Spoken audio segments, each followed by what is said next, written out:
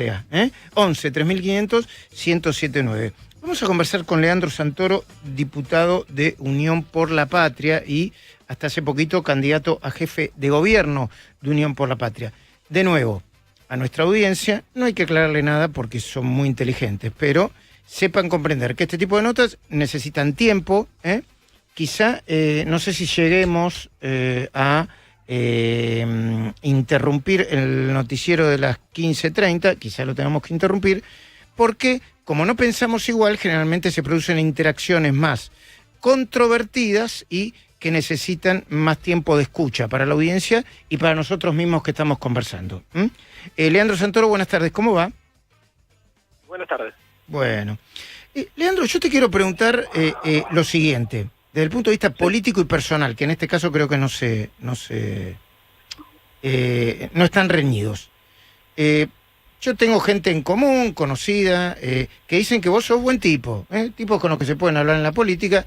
Yo he hablado más de una vez con vos, sos de las personas que se pueden conversar. Sí. Yo te lo pregunto desde el punto de vista político. Vos sos un tipo con sensibilidad. ¿Por qué te bancás, por un lado, la corrupción que hay dentro del kirchnerismo de Unión por la Patria, que se probó, que se denunció? Porque también denunciás corrupción dentro del gobierno de la ciudad.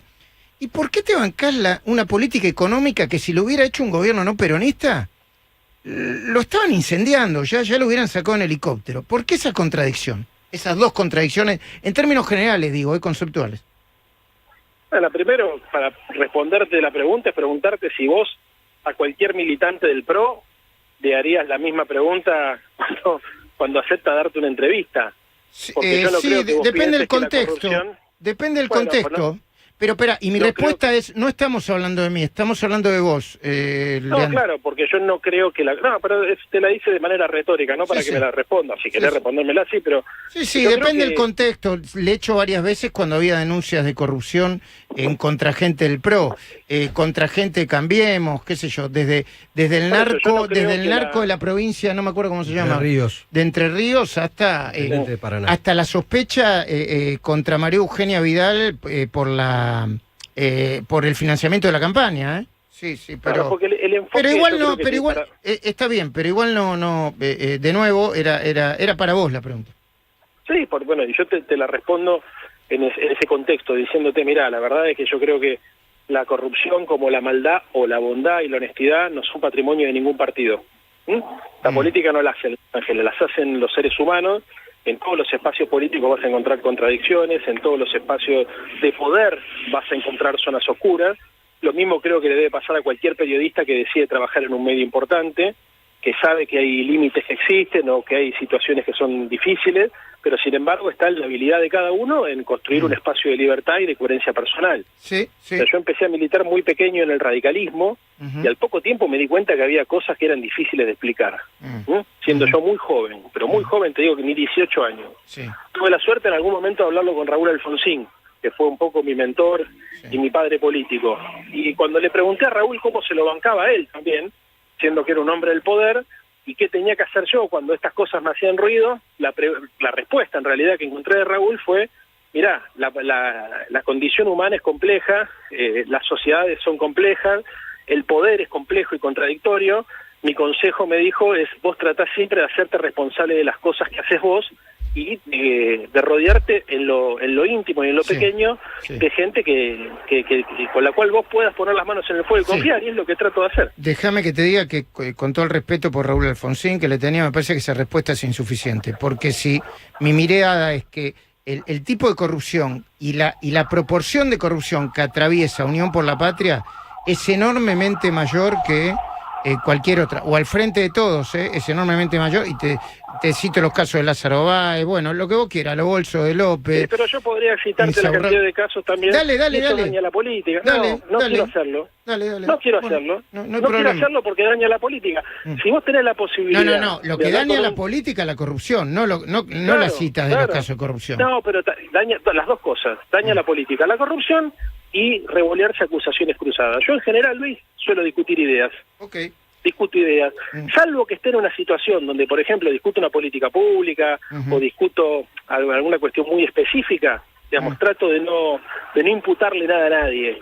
A ver, yo con gusto, digamos, asumo el desafío de charlar con vos, si discutimos ideas o si querés cuestionar alguna conducta mía, pero me parece que es injusto decir, déjame terminar, me parece que es injusto decir este partido es más corrupto que este otro, porque me obligás a mí a tener que hacer una lista y eso me parece que te puede rendir por ahí en la radio, pero creo que le hace mal a la política que escuchen a dos personas inteligentes, como humildemente creo que somos vos y yo hablar de este tipo de cosas. Perfecto, te acepto tu punto de vista. Yo no lo hago porque me rinda en la radio, no.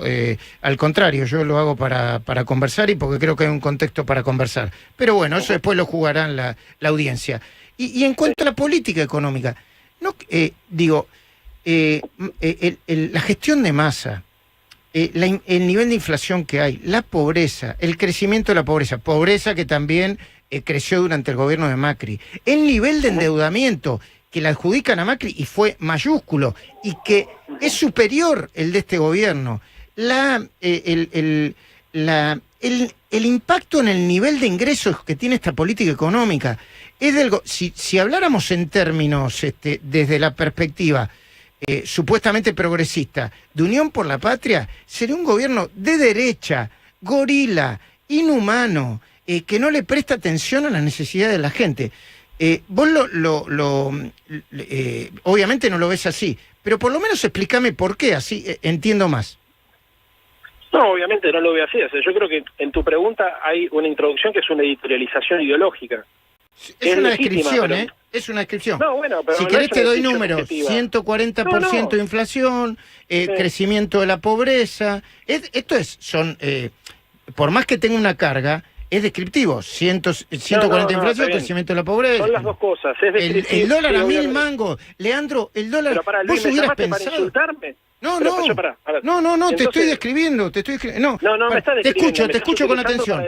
No hablo más, te escucho, te ponía los datos, nada más. No, pero vos, yo soy un hombre informado, ¿te imaginas que no sé los datos? Acá el tema es el siguiente, creo que el contrato que nosotros tenemos, no sé cómo se dice, contrato de lectura es, el contrato radial sería, ¿no? Sí. Es vos preguntame lo que quieras y yo te respondo lo que pienso. Pero déjame que lo ilustre con datos. Sí, pero a ver, los datos son una cosa y otra cosa es la editorialización o la caracterización con datos duros que haces con opiniones blandas. Bueno, entonces son cosas distintas. Respeto tu opinión. Es la pregunta está formulada. ¿Cómo te bancás eso como progresista? No, bueno, yo entiendo que la situación socioeconómica de la Argentina, primero, es frágil. Segundo, también entiendo cuáles son las causas, que es la gran diferencia. Yo creo que este es un país que ha tenido una restricción externa históricamente, que es lo que ha provocado un proceso de endeudamiento excesivo y lo que ha provocado además una alta tasa de inflación. Siempre hay picos inflacionarios después de procesos de endeudamiento externo. Creo que la situación de la pandemia agravó muchísimo la macroeconomía argentina. Creo que la sequía de los últimos años le significaron a la Argentina la imposibilidad de recaudar más de 20.000 millones de dólares, que eso explica las tensiones cambiarias, que eso explica el aumento de la inflación y que eso explica el aumento de la pobreza. Y también creo que esas condiciones, algunas objetivas y otras subjetivas, sea cual sea el próximo presidente de la Argentina, el año que viene van a tender a mejorar. Porque está vaca muerta, porque seguramente la cosecha va a ayudar muchísimo más, porque el gasto público va a ser mucho más racional y porque de a poco se va a ir absorbiendo a través del crecimiento económico esa emisión monetaria. Y creo que Sergio Massa es una persona que tiene una mirada industrial del país que permite pensar que a partir de la estimulación y del aumento de las exportaciones y de la producción, de a poco la situación macroeconómica y social va a ir mejorando. Bueno, a ver, Leandro, descripciones previas a la pregunta. Hace un año que hace más de un año que el ministro Massa es ministro de Economía, tiene todos los resortes para decidir y la economía viene de mal en peor. Lo segundo, es cierto lo de la sequía. Ponelo primero lo de la sequía. La sequía le hizo predatoria a la Argentina, algunos dicen 20.000 millones de dólares o más de 20.000 millones de dólares. Pero también hubo sequía en el resto de los países de Latinoamérica y también hubo, en algunos, en otros pegó más fuerte y otros menos fuerte. Y también hubo guerra y también hubo pandemia. Y todos los países alrededor de la Argentina están para arriba, digo para arriba en términos de macroeconómicos, después hay desigualdades, etcétera, que las conocemos, pero Uruguay, Paraguay, Bolivia, no importa el signo político, Uruguay, Paraguay, Bolivia, Brasil, Chile, ¿No hay una pésima gestión en el medio de esto de la que nadie se hace cargo?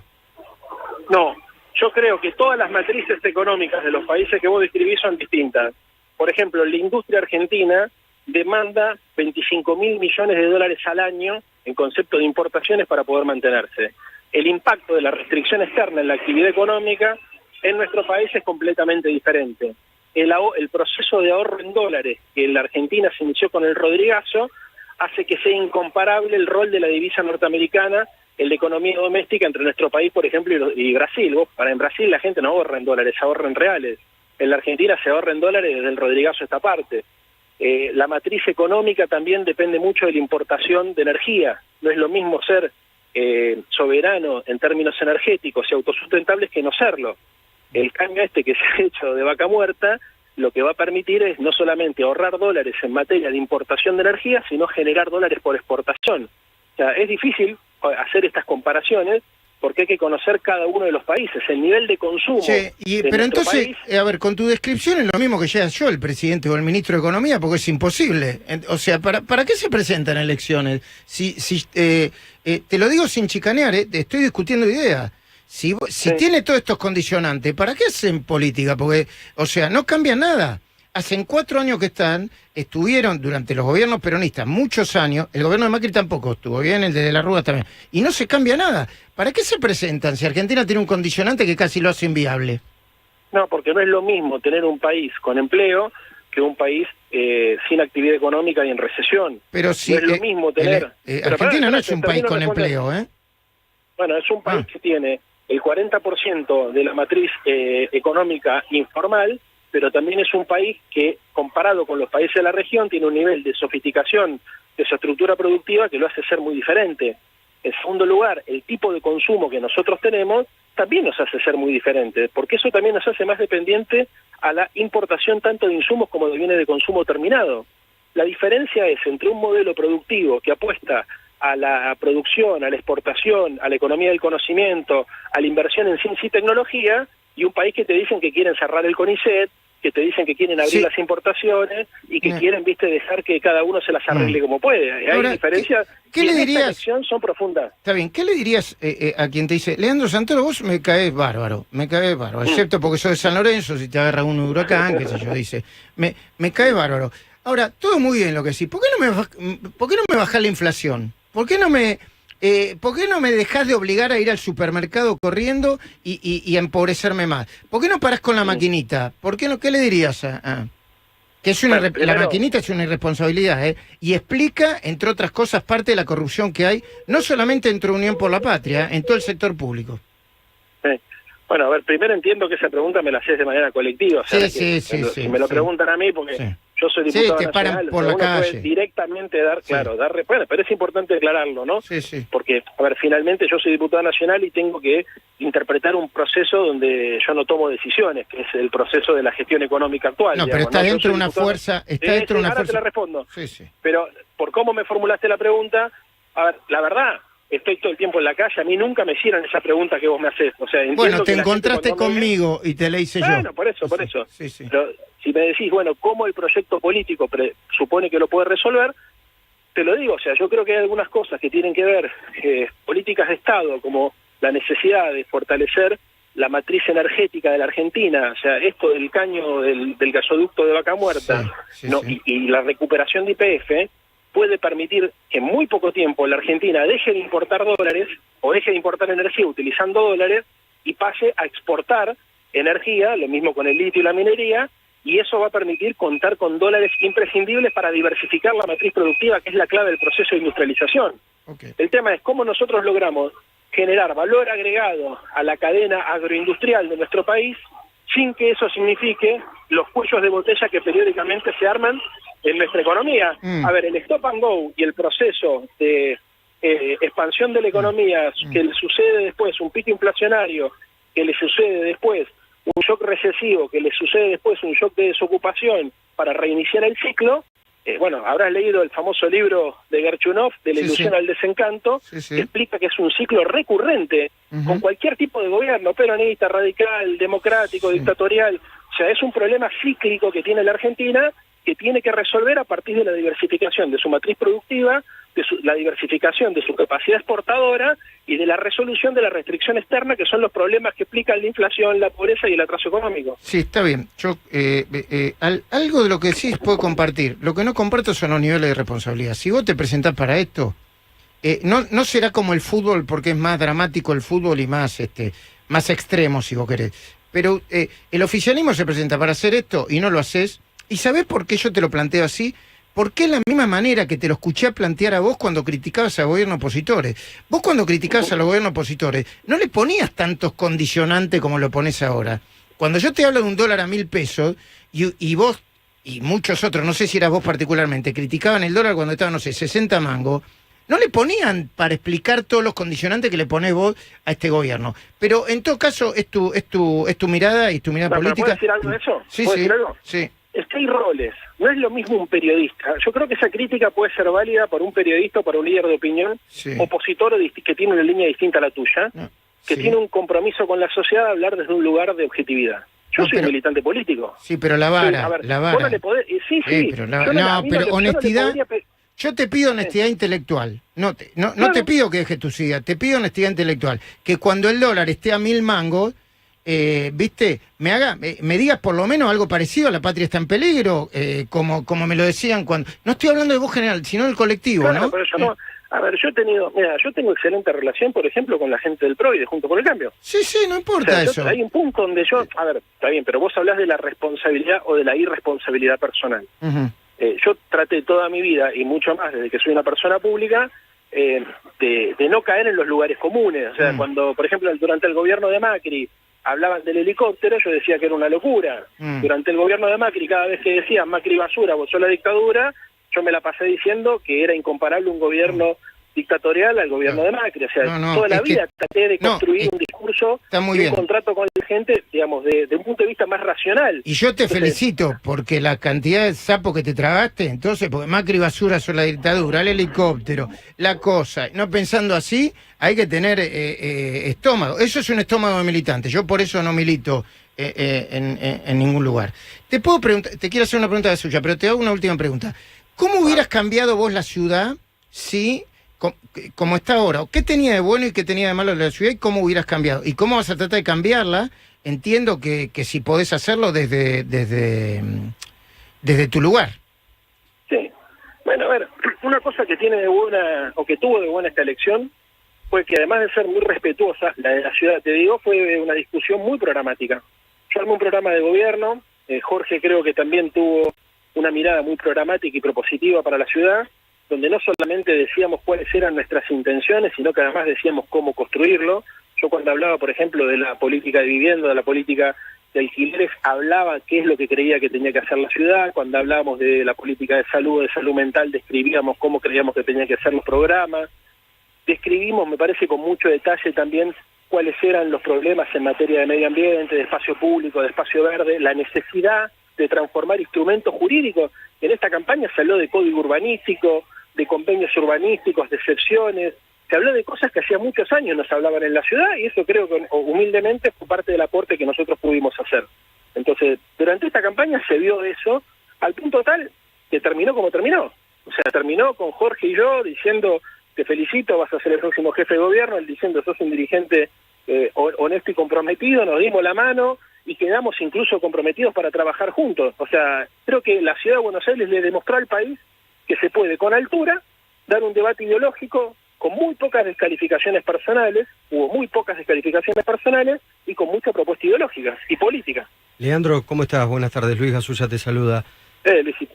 Leandro, apelando, y lo que te preguntaba Luis, pero quiero retomar con algo puntual. Como militante político y que venís del alfonsinismo, ¿qué sentiste cuando viste las imágenes del yate de Insaurralde? Repetime, por favor, que no te escuché. Como militante político y que venís de Alfonsín, del alfonsinismo, ¿qué sentiste cuando viste las imágenes del yate de Insaurralde y ese lujo? Dolor. Un dolor enorme. Un dolor enorme.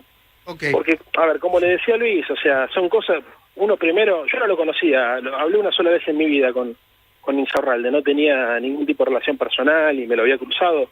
O sea, yo vengo del radicalismo y de la ciudad de Buenos Aires, y él toda la vida militó en el peronismo de la provincia de Buenos Aires. Pero cuando vi las imágenes, el dolor de decir esto le hace mal a la política, porque está bien, pudo haber perjudicado particularmente a nuestro espacio, pero en general lo que hace es desacredita la política. La gente cuando ve este tipo de imágenes, de un lado o del otro, ¿viste? Lo primero que piensa es son todos iguales, no piensa estos de tal partido o estos de tal color.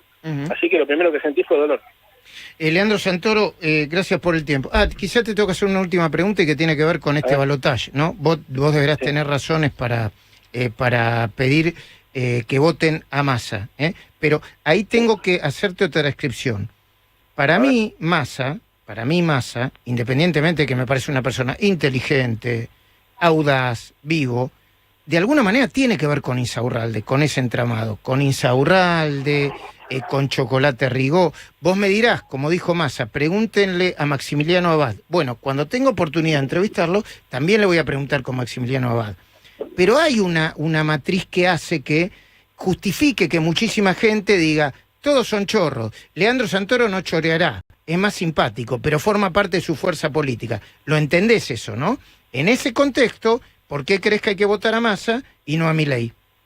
Pero, a ver, hasta hace 5 minutos Patricia Bullrich decía que Milei era Massa. Sí.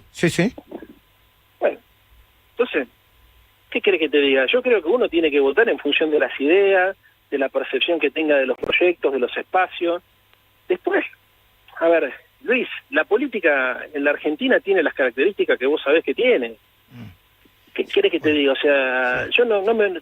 A ver, tanto se la pasaron diciendo que le armó las listas Massa, que Milei era Massa, que le digitaba la política.